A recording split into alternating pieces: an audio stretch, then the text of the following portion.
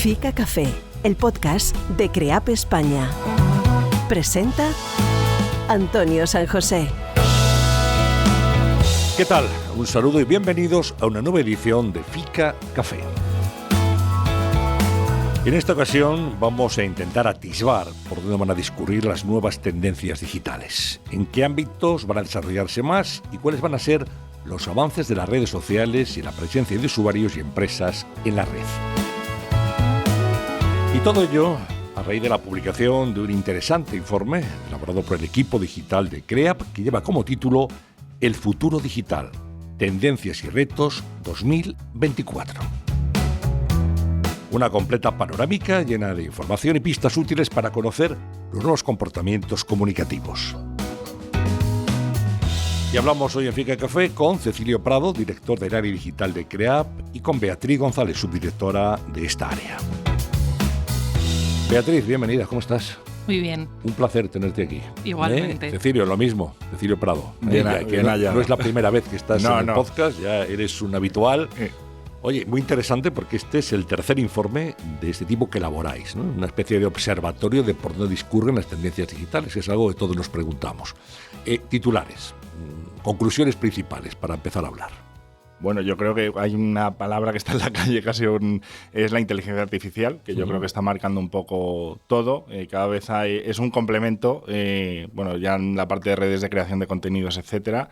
Y creo que esa es una parte importante. Yo, Bea, no sé si quieres añadir algo.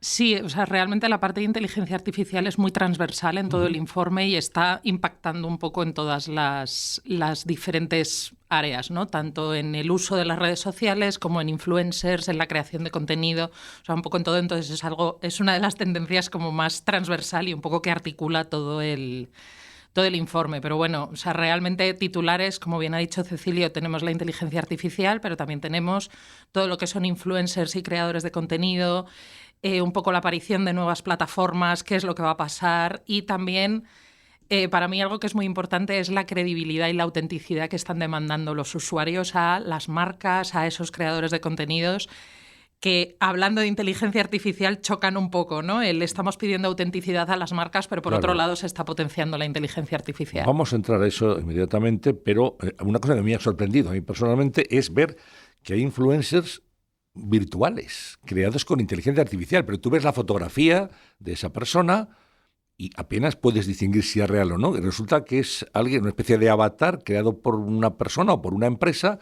Y ya no es una influencer de carne y hueso, sino que es digital, ¿no? Esto es lo que sorprende. Sí. ¿Y cómo diferenciar una persona real de una virtual? Es complicado. Es que yo creo que de los miles de seguidores que tienen esos perfiles que poníamos algunos de ejemplo en el informe, probablemente muchos no saben o conocen que es algo creado por inteligencia artificial.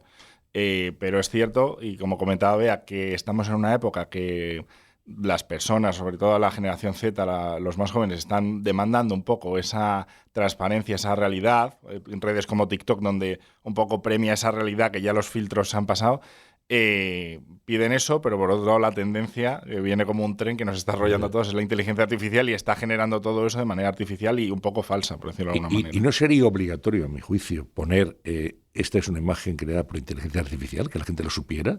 Pregunto. Sí, de hecho hay plataformas como por ejemplo TikTok que ya, o sea, da esta opción de imagen creada o contenido creado con inteligencia artificial, etcétera, no existe. Claro, y sí que es cierto que en esos perfiles sí que lo ponen, pero uno de ellos, no sé si recuerdo si fue el de Aitana, cuando salió no dijeron que era virtual, ¿no? Entonces fue como que lo descubrieron después para decir, esta es una influencer virtual, un poco como a modo de campaña de hemos creado un perfil, es una persona que está creando comunidad y generando contenido y luego resulta que es un avatar, como tú bien dices, generado por inteligencia artificial. Pero da un poco de miedo esto, ¿no? Es decir, porque hablamos de las fake news, de la información falsa, es que no sabes a qué atenerte, no sabes quién te está mandando ese contenido. Es que me parece que está muy bien la inteligencia artificial, que es un avance, oye, estupendo, pero habrá que poner unos límites porque si no la confusión puede ser muy notable. Yo creo que se está avanzando mucho en muy poco tiempo y el tema que la regulación pues no lo está haciendo a ese nivel, que suele pasar. Por poner un ejemplo, y obviamente no está al mismo nivel, pero yo me acuerdo cuando hubo el boom de los influencers en redes sociales, pues se anunciaban cualquier cosa y pasaba un poco lo mismo. Oye, ¿cuándo me están vendiendo algo de verdad? Y, o sea, cuando me dicen algo de verdad, que es la crema que usa para la cara o el máster que de verdad me tengo que hacer, y cuando es de mentira porque la han pagado. Después, ya años después, porque esto tardó años, salió la regulación y ahora es obligatorio, aunque no todos lo hacen, pero es obligatorio poner que es una publicación o es contenido patrocinado. Yo estoy seguro que llegará el día que digan, oye, esta imagen está creada por inteligencia artificial o este influencer no es real, y deberá ser obligatorio. Pero cuando llegue eso, pasará tiempo. Bueno, ¿a quién está destinado este informe que elaboráis anualmente en CREAP? Bueno, realmente este informe está destinado un poco, principalmente, pues bueno, a todas las compañías y marcas de cualquier sector, pero también a gente que trabaja en este sector, ¿no? Y al final el objetivo un poco de este informe es no tanto sentar cátedra, ¿no? Porque al final ninguno tenemos una bola de cristal que nos diga verdaderamente el futuro, pero sí un poco abrir la mente de gente que a lo mejor no se ha planteado determinadas cosas, como por ejemplo tú comentabas, los influencers con inteligencia artificial, y que la gente pueda sacar sus propias conclusiones a partir de lo que nosotros como expertos en el sector consideramos que va a ser lo más relevante en este año. Y la pregunta es obvia, Cecilio, ¿con qué herramientas atisbáis el futuro digital? Pues esto es una especie de observatorio de atalaya. ¿Qué instrumentos aplicáis a la investigación para saber lo que está viniendo y cómo se están desarrollando las redes? Bueno, a ver, primero se investiga mucho, o sea, investigamos mucho, escuchamos mucho, leemos mucho. Al final de inteligencia artificial yo creo que las más destacadas ya sabemos, en diseño hay, pues bueno, está desde DALL-E hasta Midjourney, en creación de contenido, el conocido por todos ChatGPT. Entonces, yo creo que ahí es estar atento e ir viendo, porque probablemente en el informe del año que viene habrá otras herramientas. Probablemente sí que sean de inteligencia artificial, porque es un poco la tendencia que está marcando, pero yo, como bien dices, Antonio, yo creo que son herramientas y complementos, que al final la autenticidad tiene que estar ahí, que además es una de las tendencias que decimos que hay y que solicita un poco el usuario. ¿Hay novedades en cuanto a creación de contenidos más allá de la inteligencia artificial y el posicionamiento SEO? ¿Esto está avanzando de alguna manera? A nivel de creación de contenidos, realmente vemos cómo ahora cualquier usuario puede ser un creador de contenido, ¿no? O sea, antes teníamos a los influencers, luego hemos pasado a los micro-influencers y ahora ya estamos hablando del User Generated Content, o UGC, que al final es cualquier usuario puede generar contenido, y eso puede haber empresas que lo vean como una amenaza, como que es que ahora cualquier usuario puede hablar de mí, de mi marca, está hablando de mi producto y yo no puedo controlar el mensaje, ¿no? O puede ser una oportunidad para las marcas de buscar maneras de colaborar con estos usuarios. Pero también estamos viendo cómo a nivel de búsqueda la gente joven ya no busca en Google. Ya Google ya está desfasado. Sí. Ya está desfasado. O sea, ahora ya buscan en TikTok. Directamente. TikTok se convierte en un buscador. En un buscador, sí. Sí, o sea, y sí que es cierto que ahí encuentran contenidos, buscan, digamos, es un territorio que ellos habitan. Estamos hablando de la gente por debajo de los 20 años, a lo mejor. No, y más. Y por debajo de los 30, sin apuras, Antonio. El año pasado ya aparecía en informe como tendencia, y es cierto que durante 2023, pues una tendencia, bueno, pues que se ha consolidado. Hasta tal punto que TikTok y Google, bueno, pues están haciendo pruebas. Google ha visto, oye, no se me vayan a escapar por aquí usuarios que yo no controle, vamos a meternos también en la red. Entonces, ahí el usuario, bueno, pues joven, de 30 años, o usuario de TikTok. A lo mejor hay una persona de 40, de 50 que usa TikTok y ya no sale de la red, le da pereza. Si ya estoy aquí, oye, pues voy a buscar una receta, como la hago en TikTok, o me duele la espalda, ¿qué puedo hacer en TikTok? Esto tenemos casos reales y cercanos en el equipo que hemos ido viendo, y que no se sale de TikTok para buscar determinadas cosas, aunque pueda parecer sorprendente. Bueno, una red china, TikTok. Eso es. Que tiene también algunos detractores en cuanto a su poder e influencia, pero realmente que está omnipresente cada vez más, porque la gente que ahora tiene 30, dentro de 10 años tendrán 40, pueden seguir ahí. Es decir, que puede ser una red, digamos, con muchísima, ya la tiene, pero con muchísima más fuerza todavía. Sí, no solo porque el usuario vaya creciendo, que yo creo que tuvo el boom y esa penetración en esa generación Z, sobre todo en pandemia, y es curioso porque fueron los padres de esos Z donde veías los picos de usuarios registrados. Pero poco a poco en los millennials, que era un poco el público que no conseguían conquistar, están entrando en la red. O sea que al final la lucha entre Instagram y TikTok cada vez está más igualada, y vamos a ver a dónde nos lleva esto. Hablemos de Instagram también. Ahora, bueno, todo el mundo tiene Instagram, cualquier empresa, cualquier comercio Es decir, es la forma de el escaparate y la forma de comunicarse con la sociedad, ¿no? También muchísima fuerza de Instagram. Sí, Instagram al final es una red que ya está muy consolidada. Ya al principio empezó solo como una red social de fotografía. De fotos, era para ver fotos. Y TikTok para ver bailes. Y TikTok para ver bailes, pero bueno, ha ido evolucionando, y sí que es cierto que realmente la verdadera batalla entre plataformas, desde mi punto de vista, es entre Instagram y TikTok, ¿no? Porque, ¿cómo están las fuerzas ahora mismo, más o menos? Bueno, TikTok tiene menos usuarios. Menos usuarios que Instagram. Sí que es cierto que tiene un grueso de los usuarios son más jóvenes, es más, pero no son exclusivamente de generación Z, pero ahí son más jóvenes que en Instagram. En Instagram sí que ves más gente mayor, ves más marcas, más mucha empresa, ¿no? Mucha empresa, mucho comercio, etcétera, que en TikTok todavía hay empresas que les cuesta el meterse en TikTok porque dicen, al final el tono de comunicación de TikTok es muy diferente al de otras redes, y entonces esto hay a muchas marcas y a muchas empresas que les da cierta reticencia. Es que TikTok ha creado un lenguaje propio. Totalmente. Unos códigos propios, la duración, la forma de comunicarse. Es decir, muy interesante estudiar el fenómeno, ¿no? Como generador de un estilo de comunicación. La creación del contenido, o sea, desde nuestro punto de vista, al final es completamente diferente. Hasta ahora, yo creo que cualquier persona que haya trabajado en redes, no solo en crear, bueno, tú planteabas una estrategia de contenidos y es cierto que hay algunos que encajan más para unas redes, otros a otras, y algunos más o menos hacías ciertas adaptaciones. Oye, hay un mensaje corporativo que en Instagram podemos sacar de una manera, en LinkedIn obviamente tiene que tener pues mayor entidad. Pero TikTok lo ha cambiado todo, ha cambiado las reglas. Cuando hablamos ya de un canal de TikTok, tienes que crear otro tipo de contenido prácticamente nativo en la red, porque si no, no se va a posicionar. Entonces ha cambiado las reglas del juego. Ahí nos exige todas las redes y TikTok. Funciona un poco así. LinkedIn, ¿cómo lo veis? Va a triunfar este año. Va a triunfar, va a ser el año de LinkedIn. Va a ser el año de LinkedIn, sí. Sí, y además me mojo queda 100%. Grabado esto, ¿eh? Queda grabado. Sí, me mojo 100%. ¿Y por qué, Beatriz? Bueno, en el último trimestre del 2023 sí que es cierto que bueno, LinkedIn es una red súper consolidada, está como muy centrada a nivel profesional, etcétera, etcétera, pero todos los cambios que hemos visto en Twitter han hecho que la gente se vaya yendo de esa red a irse a tener más presencia en una red como LinkedIn, a ser más activo, ¿no? Y al final hemos visto cómo a lo largo de todo el 2023 ha ido evolucionando el tipo de contenido que se publica en esta red. Pasa de ser puro mi currículum, este hito laboral, este no sé qué, a contar pues experiencias personales desde el ámbito laboral o cómo te han impactado en el mundo profesional, ¿no?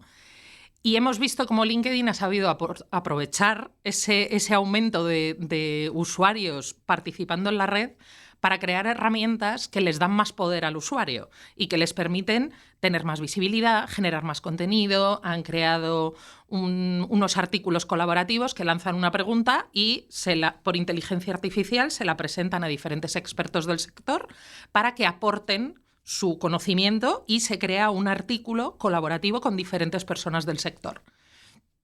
Y como muchas herramientas pues, para que el usuario no sea baguete, por así decirlo, a la hora de generar contenido, ¿no? Venga, te doy un asistente de inteligencia artificial para ayudarte con el contenido. O este contenido está funcionando muy bien, ¿por qué no escribes algo sobre esto? O sea, un poco como el incentivando que los usuarios participen.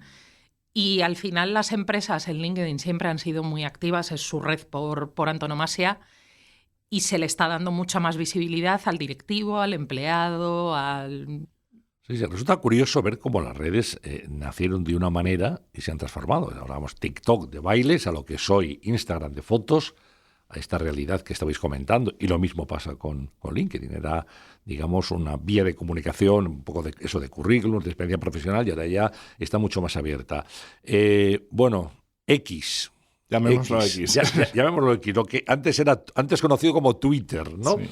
Bueno, ¿está de capa caída o sigue teniendo mucho vigor, mucha utilización por parte de los usuarios? ¿Cuánto tiempo llevamos haciendo esta pregunta, diría yo? Digo, porque es cierto que yo creo que hasta es el tercer informe donde mencionamos que Twitter o X está un poco ahí bajo sospecha. La cuestión es que aquí, Antonio, no paran de nombrar herramientas, Mastodon, Threads y demás, ¿Va a sustituir a Twitter? Ninguna de momento lo ha conseguido. Ninguna. O sea, no, la verdad que no. Entonces, ¿tiene el mismo nivel de conversación y usuarios que hace 5 años? No, pero es cierto que no ha perdido tanto. O sea, sigue siendo una red social importante que de momento no tiene un competidor para ese tipo de uso, que al final es información en tiempo real. Bueno, pues lo que es Twitter y opiniones, y opiniones de todo. Sí, obviamente detractores muchos, sí, de todo. Pero desde el enfoque más de comunicación, esa parte de información en tiempo real, que una compañía comunique algo, que un directivo, que un presidente del gobierno, nos recordamos a Trump, que comunique algo. De momento, LinkedIn no lo está ocupando. LinkedIn es más reflexivo, es más de debatir. Y el resto de redes tampoco. O sea, Instagram pues es una parte, bueno, pues más de mostrar la imagen, etcétera. Bueno, de Facebook ya, ¿qué es lo que queda? Vea. Ojo con Facebook. También está, Ojo. sí, también está... Se revitaliza también Facebook. No que se revitalice, pero hay un grupo de población que es muy activo en Facebook y depende de la población a la que tú vayas. Al final aquí depende mucho del target al que tú vayas.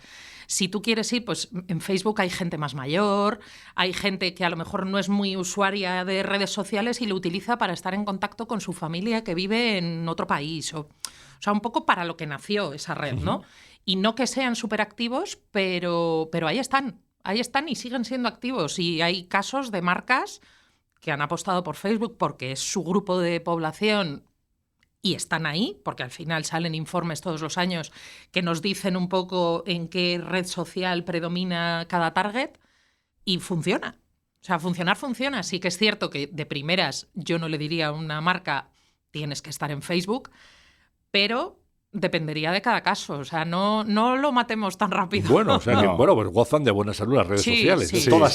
todas ellas. O sea, Facebook tiene 20 años, justo creo que los acaba de cumplir hace poco, y sigue siendo la red social con más usuarios. Es cierto que luego ya nos podemos hablar de estadísticas, usuarios activos, tiempo de uso, obviamente, bueno, pues ha ido descendiendo, pero en muchos países y en grupos de edad sigue siendo la red líder. Entonces coincido con Bea que es cierto que no es de la red que más se habla, ni en la que más gente ves, ahora mismo activa, al menos en España, que también es cierto que nosotros vamos un poco por delante en cuanto al uso de redes, pero sigue siendo importante para determinados públicos, incluso en determinados países. Bueno, entonces gozan, digamos un titular, gozan todas las redes de buena salud en general. Sí. Y han desaparecido, que fueron gatillazos, recuerdo Snapchat, por ejemplo, no sé si hay alguna más de las que parecía que iban a despuntar. Snapchat tuvo incluso una valoración muy importante en bolsa, y al final ha terminado cayendo. Google Plus, la eterna promesa de Google de cuando empezó Facebook, justo yo me voy a meter ahí, dijo, y no consiguieron. Me acuerdo de los tiempos de MySpace, que eso fue como la primera red social así un poco, tampoco consiguió ser. Hace un par de años o 3, yo creo, oye, ahora va a ser las redes sociales de voz, Clubhouse, y yo creo que es que esta fue tan efímera que duró meses o semanas. Yo no la conozco siquiera. Pues se habló mucho en el sector de Clubhouse y de hecho te metías y veías un poco endogámico, éramos todos profesionales del sector, pero de ahí no pasó. Os conocíais todos. Claro. Y entonces las que están ahora son al final las que más se han consolidado y esas sí gozan de buena salud. Y luego había una alternativa a Twitter en su momento, gente que se pasó a otra, era Mastodon, era. Sí. Mastodon.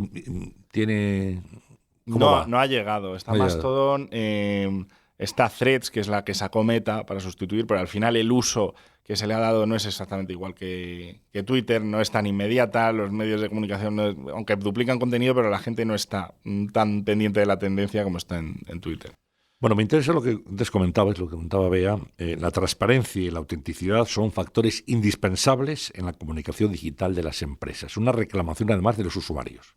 O sea, esto, digamos, empieza ya a crear tendencias. Sí, bueno, diría que es indispensable en las empresas, en la comunicación de las empresas así en todos los ámbitos, ¿no? Pero sí que es cierto que a nivel de redes sociales muchas veces solo se cuentan determinadas...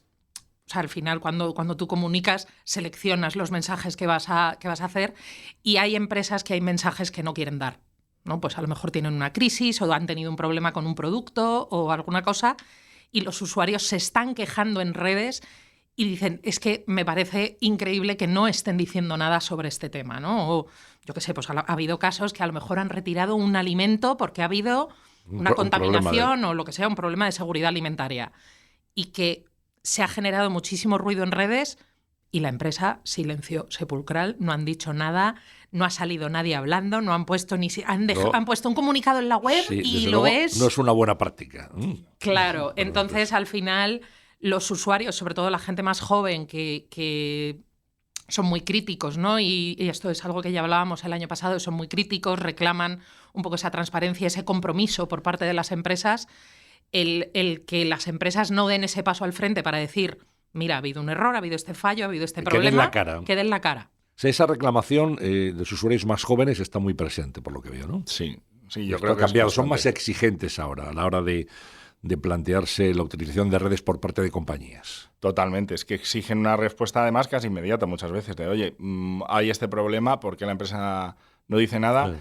Y el problema es que luego puede llegar a tener consecuencias. O sea, que al final, que cierto grupo de edad, los más jóvenes, veten a esa marca o ya no la consideren, etcétera.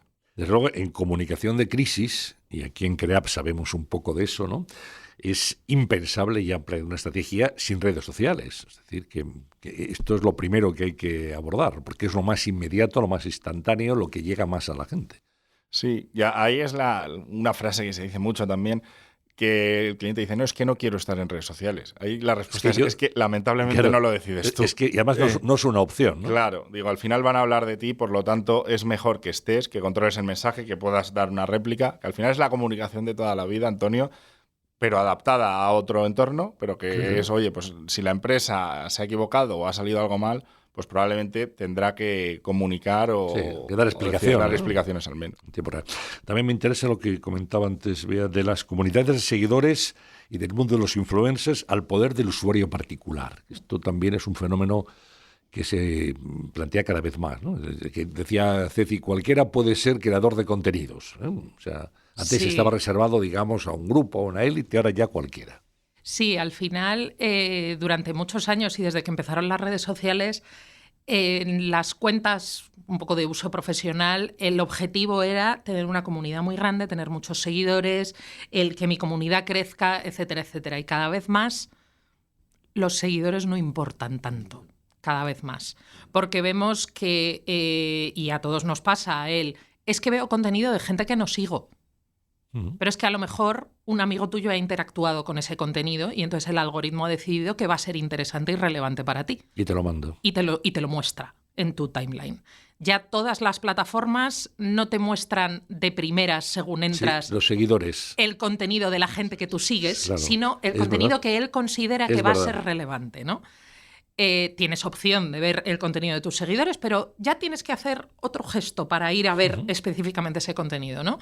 Lo vemos en Twitter, lo vemos en Instagram. Para ti y los seguidores. Y los seguidores. ¿No? Pero lo que te muestra de manera predeterminada es el para ti. Es lo que yo considero que va a ser interesante y relevante para ti. Por cómo actúas en la red, por el contenido con el que tú interactúas, por el contenido con el que interactúa la gente a la que tú sigues.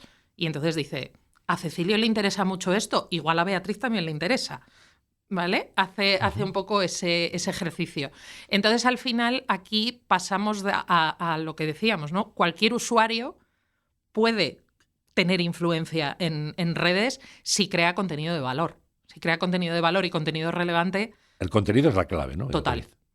Es la clave. Totalmente, sí. O sea, los seguidores ya... O sea, esto de yo tengo tropecientos mil seguidores. Bueno, pues muy bien, pero no es lo más relevante. No. Evidente. Pues esto es otra tendencia, sin duda, significativa y a resaltar. YouTube, un fenómeno que sigue y que continúa con fuerza. Hombre, yo creo que YouTube igual la han tratado de desbancar, viene Twitch, viene no sé quién, pero al final una plataforma de video sharing, que es como se denomina YouTube, igual... y que almacene tanta cantidad de contenido y tanta cantidad de minutos reproducidos, porque esto es, no, me he metido en YouTube y he visto un vídeo de cuántas temáticas se pueden ver vídeos en YouTube. O sea, de todo. Desde los vídeos que le pongo a mis hijos de la patrulla canina o las canciones o tal, hasta vídeos de una TikTok hablando de un tema corporativo. Y al final, sí, ahí. Es cierto que parece que nos gusta matar redes y hablar mucho de las nuevas, y como YouTube Ya, bueno, pues es un viejo conocido. También, ¿cuánto tiempo lleva YouTube? Pues más que Facebook, te diría. Pues o sea, más de 20 años. Sí. O sea, que lleva muchos años y ahora me pillas. A lo mejor aquí hay alguno que mira fecha en Wikipedia y lleva menos o más, pero bueno, lleva más... Ahora lo miramos. A ver si Lucho, nuestro técnico, lo puede mirar para dar el dato en tiempo real. Y lo que decía, que tendemos a matar las redes, YouTube lo que es estable. Y funciona muy, muy bien. Sí, me acuerdo que el año pasado, en esta conversación, donde presentamos el informe anterior, decía Beatriz, no, los vídeos en vertical y cortos, ¿no? Lo de cortos tiene que ver con TikTok también, quizá, ¿no? Sí, tiene que ver con TikTok y también tiene que ver un poco con cómo el consumo de información... Justo un año después que Facebook tiene 19 años. Está a punto de los 20. Gracias, Lucho. ¿No? Ojo al dato y aquí lo dejamos claro. Para que nadie diga, no, pues 19 años YouTube, 20 Facebook. Sí, lo que decía, que al final el formato corto no va tanto por TikTok, que también, sino porque ya no tenemos paciencia. Claro. O sea, nuestra capacidad de atención es como la de un pececito en una pecera, ¿no? Ahora se lucha, es la economía de la atención. Totalmente, ¿no? Totalmente. Que es un bien escaso. Totalmente. Entonces, por eso el contenido que tú generes tiene que ser tan relevante y tan de valor. O sea, es mejor generar poco contenido, pero que sea de valor, que generar mucho contenido. Porque si tú generas un contenido interesante, lo vas a ver. Lo vas a ver, lo vas a escuchar, lo vas a leer, pero yo hay veces que veo un vídeo y digo, 5 minutos, yo un vídeo de 5 minutos no lo veo. Parece lo que el viento se llevó. Claro, pero luego me meto en el cine y me pones una buena película y estoy 3 horas enganchada a la silla, ¿no? Entonces, al final se trata un poco de eso, de generar... La parte corta creo que va más influida por toda la parte de la capacidad de poca atención que tenemos ahora. O sea, que es corto, vertical y con subtítulos. Y con subtítulos porque se escucha sin sonido todo. Pero ahí tengo que decir que ahora TikTok está fomentando los vídeos más largos y los vídeos en horizontal. Lo que, desde mi punto de vista, es un voy a por YouTube. Quiero captar al usuario de YouTube. El cine es en horizontal, la televisión es en horizontal. La vida se ve en horizontal, no en vertical. Sí, Instagram hace tiempo también incluyó una novedad que era que la duración de los vídeos que fuera más larga y demás. No ha conseguido desbancar a YouTube. Yo creo que es complicado. Digo, además hay una tendencia que estamos pasando por alto, que son los videopodcasts. O sea, en 2023 ha habido una explosión de videopodcasts, que el podcast ya no se escucha, ahora se ve también. Y ahí se ve en YouTube. Yo aquí, complementando un poco lo de Bea, que coincido plenamente en que el poder de la atención importa y que cada vez voy pasando, que también importa bastante la predisposición del usuario en el momento que te encuentres. Si vas a ver redes sociales, quieres todo rápido y demás. Pero luego hay momentos en los que dices, oye, voy a escuchar un podcast o voy a verlo. Estás más tranquilo, tienes más tiempo, quieres enfocarte más en un tema. Y ahí sí, YouTube, yo creo que en ese caso no tiene rival. No consideras a TikTok para sentarte tranquilo a ver algo en profundidad. Bueno, una curiosidad. ¿Cómo está o qué ha sido, cómo se desarrolla el metaverso? Silencio. ¿Quién es el metaverso? ¿No? Un poco a modo de, pero aquí de hablamos broma. en su día del metaverso y gente que compraba calles de ciudades y terrenos, etcétera. Y parece que eso ha quedado, no sé si un poco aparcado o no está tan presente. Yo puedo decir que acerté, porque nunca creí mucho en el metaverso. Hace años, ya no voy a decir años porque me bailan las fechas, pero yo creo que 10 aproximadamente, apareció una red que se llamaba Second Life. Sí, que era un poco metaverso sin tanta complejidad a niveles. Con avatares, sí. Y no cuajó. Yo cuando empecé a ver el metaverso me resultaba que un poco complicado que en una sociedad que cada vez demanda más realidad y demás, que fuéramos todos avatares. Entonces, no ha terminado de cuajar. De hecho, cada vez las pocas empresas que llegaron a invertir en esto como una tendencia, muchas han retirado la inversión o han cerrado proyectos. Entonces, yo creo que ahora mismo metaverso no es una opción. Oye, a lo mejor dentro de 5 o 10 años, cuando estemos más preparados para ese tipo de innovaciones, pues a lo mejor sí. Pero yo creo que ahora hablaremos más de inteligencia artificial y de TikTok y demás, y ese tipo de contenidos, que de metaverso. Bueno, cuando antes estaba comentando Beatriz el hecho de que las redes, los algoritmos, pues determinan contenidos que te pueden interesar, bueno, nos tienen muy controlados, yo creo, nuestros gustos, nuestras aficiones, nuestros intereses, las interacciones. El rastro es importante, la información del usuario. Bueno, hablamos de las cookies, no sé cómo sí se ha desarrollado mucho, pero ya tiene muchísima información en las redes de nosotros como usuarios. Sí, de hecho, en el 2023, a finales de año, salió una normativa europea, que bueno, ahí tenemos que agradecer a la normativa europea que nos protege un poquito más que otros países del mundo, en el que para poder utilizar las redes de Meta, es decir, Facebook e Instagram, no podían mostrar a usuarios que estuviesen en Europa publicidad personalizada. Publicidad personalizada refiriéndonos a publicidad que esté basada en toda esa información que tiene del usuario. Tiene X años, está casado, está no sé qué, está no sé cuál. Todo eso no lo pueden hacer. A no ser que el usuario pague. ¿Vale? Si el usuario paga, se puede puede ceder, puede no ceder esa información, por así decirlo.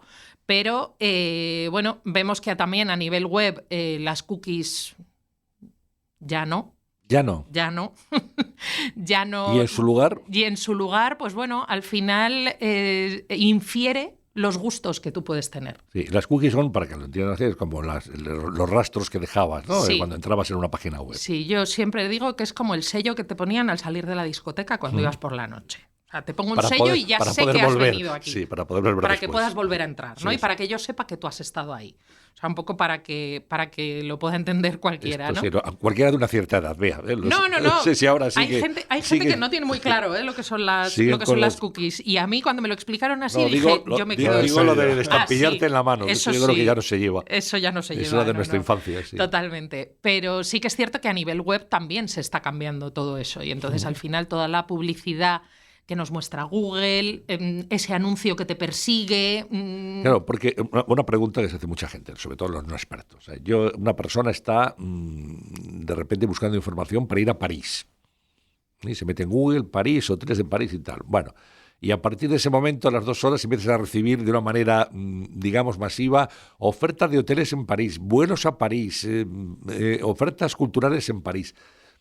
¿Cómo se produce esto? ¿Por qué se produce? Digo, esto o cualquier otra cosa, ¿no? O comprarte un coche, te va a buscar coches, tal, pues marcas de coches, concesionarios, etcétera. ¿Esto por qué ocurre? Por las cookies. Al final, la mayoría suelen ser, oye, buscas un hotel en Booking, a todos nos ha pasado y nos está apareciendo ese hotel en Booking en un montón de páginas que dices que si ahora estoy leyendo el periódico, ¿por qué me sigue apareciendo el hotel? Sí.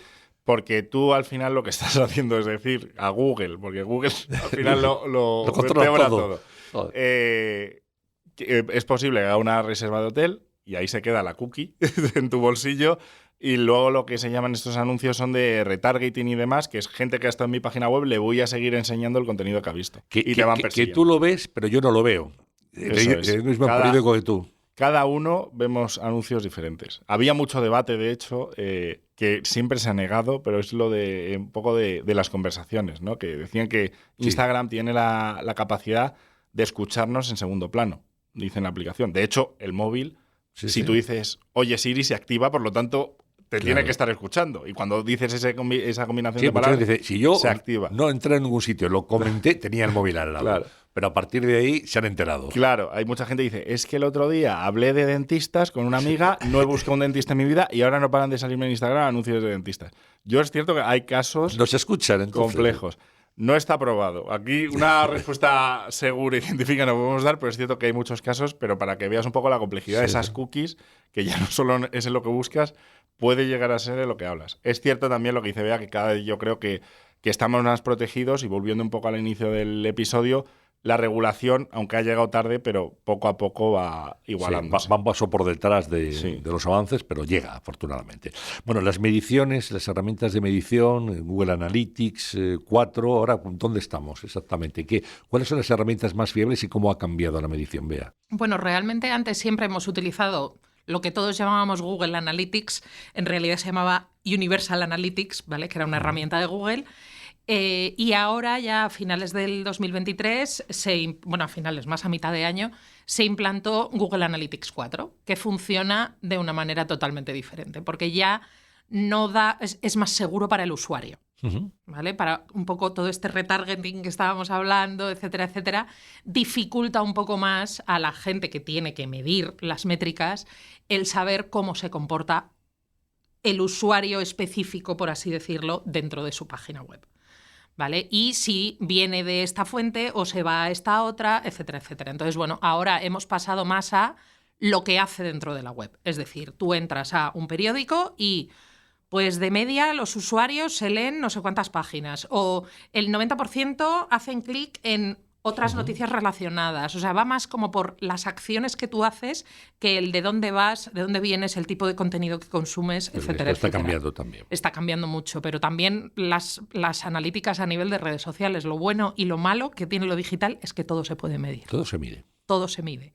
Y entonces puedes caer un poco en la parálisis por el análisis, que lo llamo yo, de acabas sepultado de datos y al final no te quedas un poco con el dato que verdaderamente es relevante para ti, ¿no? Entonces, pues al final, dado que todo lo podemos medir, debemos medirlo y hay multitud de herramientas que nos pueden ayudar a ello. Bueno, estamos terminando. No sé si hay alguna cuestión que no hemos abordado que os interesaría sacar. Pues es un repaso bastante exhaustivo a todo. Y lo que yo os diría, bueno, para un oyente que, bueno, yo quiero leer ese informe. Ya me han puesto el caramelo en la boca, yo quiero entrar. En las redes sociales de CREAP pueden encontrarlo, en nuestra web también. Eso es, en las redes sociales de CREAP, en el apartado informes, se lo descargan gratis. Además, esto es contenido que regalamos a todo el mundo. Gratis, muy importante. Eso es. Gratis total. Total, gratis total. Y bueno, esperemos que sea interesante y útil. Yo creo que al final ese es el objetivo del informe. Sí. Bueno, pues enhorabuena. Gracias por el trabajo vuestro y de todo el equipo de digital de CREAP, que realmente es magnífico. Cecilio Prado, que es el director del área digital de CREAP, y Beatriz González, su subdirectora, han estado un año más con nosotros presentando este informe. Bueno, seguro que de aquí al año que viene tenemos ocasión de hacer algún podcast para hablar de otros temas que tienen que ver con el mundo digital, que es con el mundo de la comunicación al final, porque ya todo es digital. Beatriz, muchísimas gracias. Muchísimas gracias. Cecilio, lo mismo. Muchas gracias, Antonio. Gracias a todo el equipo y a todos ustedes también por su atención y por su interés. Recuerden que pueden descargar gratis este informe en las redes sociales de CREAP. Hasta la próxima ocasión. FICA Café. Nos une la comunicación.